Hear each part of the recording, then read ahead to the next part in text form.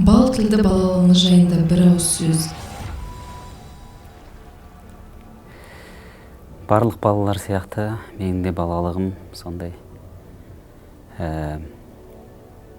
тәтті, керемет, балғын, жақсы өтті. Аллаға шүкіршілік айтам.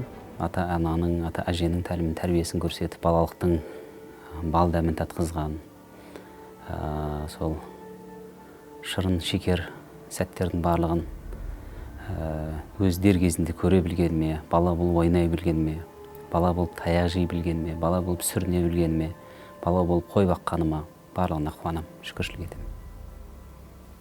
Анаңыз сізді қалай атайды? Анам Сәкбас деп атайды. Сәкбас дейді, Сәкентай дейді. Әр кезде әрқалай өзінің көңіл күйіне байланысты. Бірақ үйдегі ағаларым, әпкелерім, әні қарындастарым айтады, әсіресе сен қоңырау шалған кезде анамның көңіл күйі ерекше өзгеріп кетеді деп. Мен күніне бір рет дауысын естімесем, өзімді бір қылмыс жасағандай күйде сезінемін. Осы себепті ата-аналарыңызға хабарласып тұрыңыздар. Ол кісілер сіздерді қалай еркелетсе де жарасады. Біз де ол кісілерді солай еркелете білейік, алақанымызды аялап жүрейік. Әкеңізді ойлаған кезде бірден көз алдыңызға келетін көрініс. Әкем есім алған кезде ең бірінші мен көз алдыма келетін дүние, әкем қандай да бір сапарға кетпесін, міндетті түрде маған бір музыкалық аспап немесе таспа, үн таспа міндетті түрде ала келетін. Әкем бухгалтер болып жұмыс жасады, есепші болып жұмыс жасады. Жалпы ақшаның ортасында жүрсе де, ешқашан жолынан жығылмаған, былайша айтқанда жүрегі дүниеге берілмеген адам еді. Марқұм 70 жасында қайтыс болды. Сонда жаңағы айтады ғой, жүрген соң бауырында күнде көріп, таулардың биіктігі байқалмайды деп. Әкемнің дүние салғаннан кейін қаншалықты алыстаған сайын маған соншалықты жақындап келе жатқан сияқты.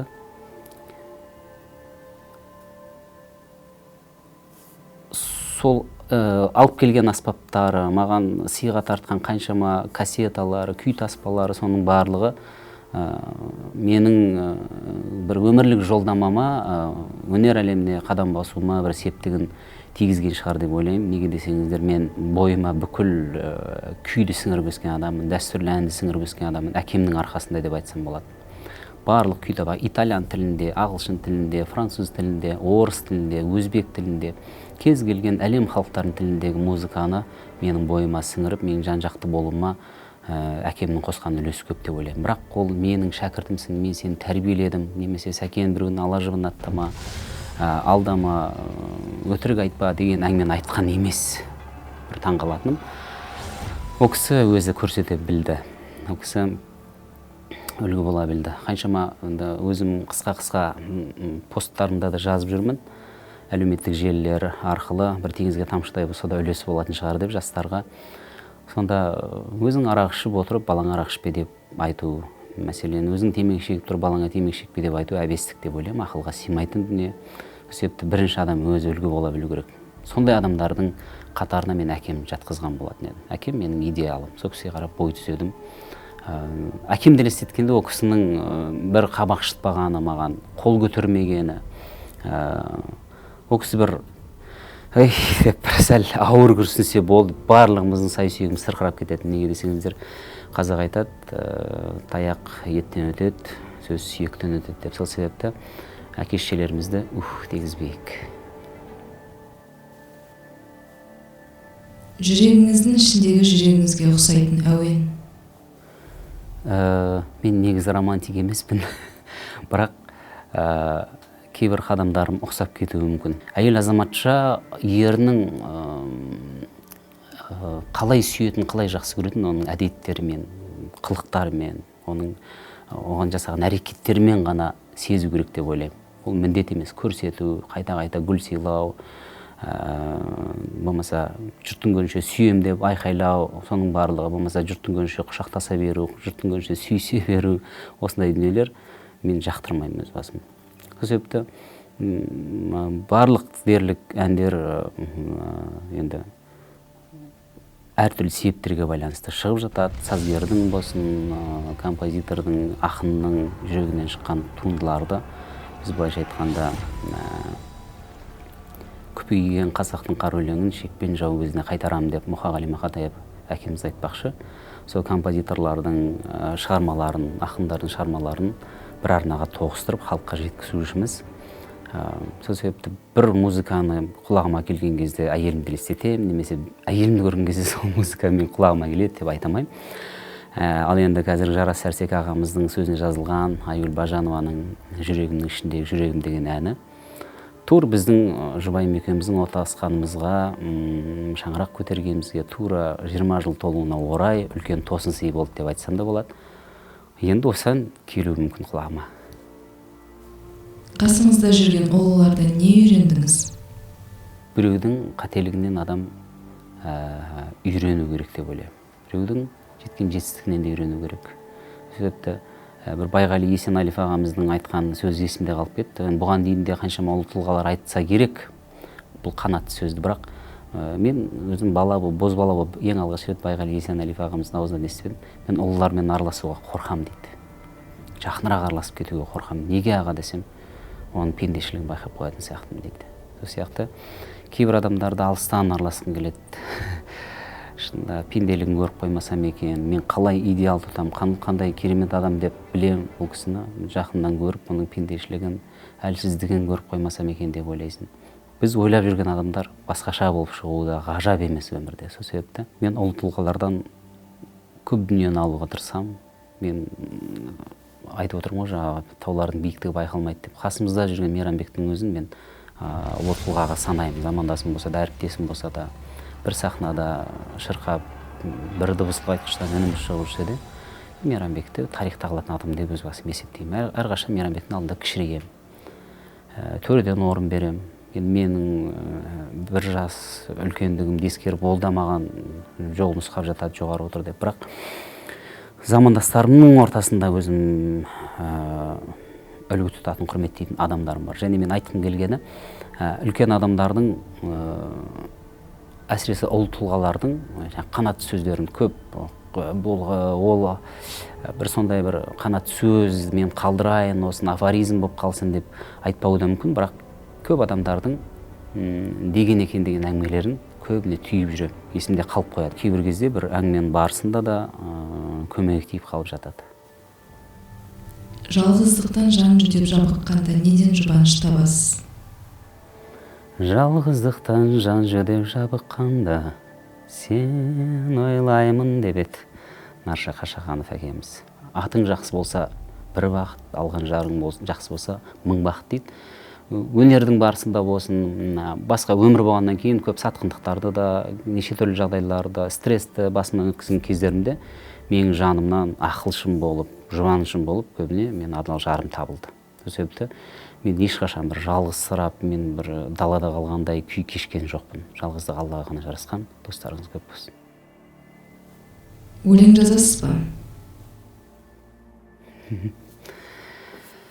Өлең менің атам марқұм Майғазы Суырып Салма ақын болған. Көп ақындармен айтысқан, көп үлкен кісілердің жаңағы айтыстарын жатқа айтып отыратын кісі болатын. Менде де аз-кем мұндай қасиет бар. Твиттер деген әлеуметтік желіде Балғынбек Имашев екеуміздің, Серікзат Дүйсенғазин барлығымыздың жаңа қосылып кетіп, бір кішігірім айтыс жасағанымыз бар. Сонда маған сенімсіздік танытқандар да болды. Шынымен сіз шығарып жатсыз ба деп шығардым. Сонда қалай шығарасыз дейді. Әртүрлі ұйқастың түрлері болады. Қаншама ақын достарымыз бар. Шалыс ұйқас дейді. 1 мен 2 және 1, 2, 4 ұйқас болу керек. 3-ші қатар еркін болу керек. Болмаса 1 мен 3 ұйқас болу керек. 2 мен 4 ұйқас болу керек. Осындай заңдылықтар бар өзінің. Абай атамыз айтпақшы. Текстеп, жұмырлап, буынға келтіріп, анда-санда бір өлеңдер шығаратын бар. Бірақ мен жариялаған емеспін. Бір мынандай дүниені еске салғым келеді. Осы сәтті пайдаланып Исраил Сапарбаев ағамызға да алғысымды білдіргім келеді. Гаухар Әлімбекованың сөзіне жазылған «Бір тамшы көздің жасындай» деген ән бар біздің ән қоржынымызда. Сол әнге Гаухар орындағанда жалпы бұл поэзия жанрында жазылған шумақтар болғандықтан, бірақ Гаухарға ұнап әнді шығарған «Бір тамшы көздің жасындай» қандай керемет лирика тұнып тұр деп. Сонда бір сөзі бар: «Ақ ұрған сайын жүрегім аузымнан шығып кетердей» деген жер бар. Сол мынау әнге келіңкіремей тұр, қалай нетеміз, бірақ енді Гаухар білдірмей орындап жіберген. Сонда тұрып мен айттым, осы жерін былай ауыстырсақ қайтеді: «Күрсінген сайын жүрегім кеудемнен шығып кетердей» десе қалай болады деген тоқтамға келдік. Мейрамбек те мәссаған деп қолдай кетті. Енді бұны жаңағы әлгі мысықтан қалай құтыламыз дейді ғой тышқандар. Сол кезде мысықтың мойнына қоңырау іліп қояйық дейді ғой. Оны кім қоңырауды қалай ілетінін білмейді. Сол сияқты шешім қабылдап алдық та, енді Исраил Сапарбаев ағамызға қалай жеткіземіз бұл әңгімені деп. Сонда Гаухар Әлімбековаға қоңырау шалдық та: «Гаухар, осындай сен Исраил ағаменен шығармашылық байланыстасың ғой. Осы ақ ұрған сайын жүрегім аузымнан шығып кетердей деген сөзді күрсінген сайын жүрегім кеудемнен шығып кетердей» деп сәл дұрыстап редакция жасап жүрсек бола ма деген кезде, ол айтты: «Мәссаған, Исраил ағаның мінезін білмейсіңдер ғой, ол кісі ренжіп қалса ыңғайсыз болады» деп сөйтті. Сосын өздерің көріңдер енді деді, бірақ енді әдемі үйлесіп тұр, теп-тек жұп-жұмыр болып тұр. Сосын Исраил ағаның үй телефонын алып, қала телефонына хабарластық. Сосын айттым: «Осындай Исраил аға, Сәкен Майғазиев деген қазақ еді, Музарт тобындағы» деп хабарластым. «Айналайын, айта ғой, жағдайың жақсы ма, осындай да осындай. Біз сізбен бірінші шығармашылық қадамға барып тұрмыз. Осындай Гаухардың әнін шырқағалы жатыр еді. Осы жерін өзгертсек қалай қарайсыз?» дегенде, «Ана ұлық болсаң кішік бол» деген осы кісі отырды да айтты: «Сәкен, айналайын, мынау жата қапты ғой, керемет, келісем мен» деді. Ешқандай ағаттық көріп тұрған жоқпын. Керемет деп ол кісі қолдай кетті. Енді қазір кейбір жас ақындарға да бірден өзгерте қойын десең ренжіп қалады. Исраил ағамыздан сабақ алыңыздар, үлгі алыңыздар дегім келеді. Сіз үшін ең ұлы музыкант? Мен ұлы музыкант деп Нұрғиса Тілендиев атамыз айтқан болар едім. Неге десеңіз, музыкалар әр жанрлы, әр бағытты, әр стильді. Ол кісі фольклормен де жұмыс жасады, эстрадамен де жұмыс жасады, ол кісі симфониямен де жұмыс жасады. Шығармалары қандай, зерттеу барысында талай дүниелермен ұшырасып жүрміз. Ол кісі біз кәдімгі Кирилл қарпін деп айтайыншы, Кирилл қарпін болмаса латын қарпін қалай жылдам жазамыз, нотаны тыңдап отырып солай жаза беретін кісі болған. Себепті ол 2001 бағына бұйыра бермеген дүние, үлкен сауаттылық, Алладан берген дарын. Әсіресе мен ұлы музыканттар деп Дала консерваториясын бітірген бабаларымыз айтқан болар едім. Ешқандай нота танымай, ешқандай вокалдан дәріс алмай-ақ, ешқандай ұстаздың алдын көрмей-ақ, шынында айтады, сол кезде даланың тұнықтығынан ба, бір ауылдан бір ауылға дауыстар жетіп жататын дейді. Жиі жылайсыз ба? Мен негіз көңілшекпін, әкем марқұмға тартқанмын. Әкем марқұм теледидардан сол басқа кино көріп отырса да, тіпті мультфильмдерге жылап қала беретін адам еді. Қаншалықты адуынды, намысты, жігерлі жігіт болсам да, кейде соның үшін өзім ұялып кетем. Бірақ енді өзім кең көңілшекпін, Алла тағаланың берген жаратылысы ғой. Жылауықпын деп айтпай-ақ қояйыншы енді. Бірақ көңілшек адаммын, көңілім тез босап қалады. Әсіресе жаңағы кішкентай балалардың анасынан, әкесінен айырылғанына мен қатты жүрегім сыздайды. Жарайды, ес біліп ақыл тоқтатқан адамға көп нәрсеге төтеп беруіне шамасы бар. Мұқағали атамыз айтпақшы, орнынан тұрып жүгіріп кете беруіне мүмкіндік бар да. Ал енді кішкентай балалар, шарасыз балалардың жылағанын көрген кезде менің жүрегім сыздап кетеді. Өлімнен қорқасыз ба? Баяғыда біреу айтқан екен, өлімнен адам несіне қорқады? Өлім келген кезде біз ана дүниеге өтіп кетеміз ғой деп. Бірақ оңай емес. Өлімнен қорқам, өлімді жиі есіме алам. Кейде ұйықтап жатып тұрмай қалатын мекем дегенде ойлар болады.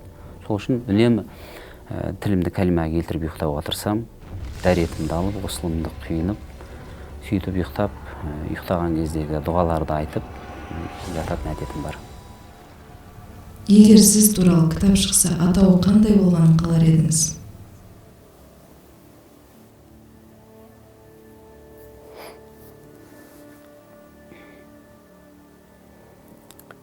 білмеймін енді.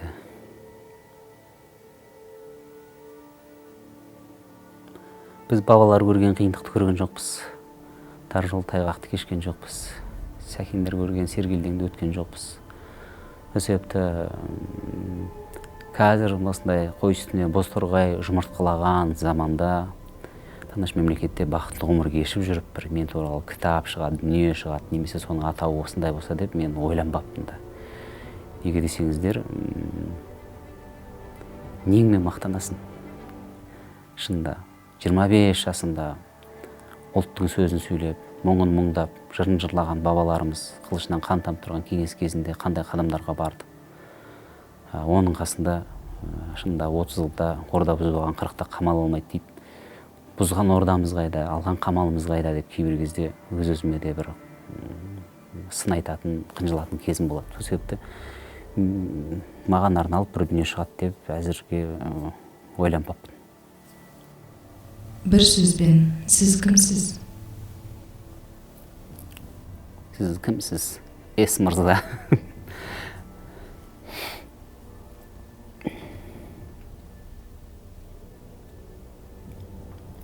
Мен жұмыр басты пендемін.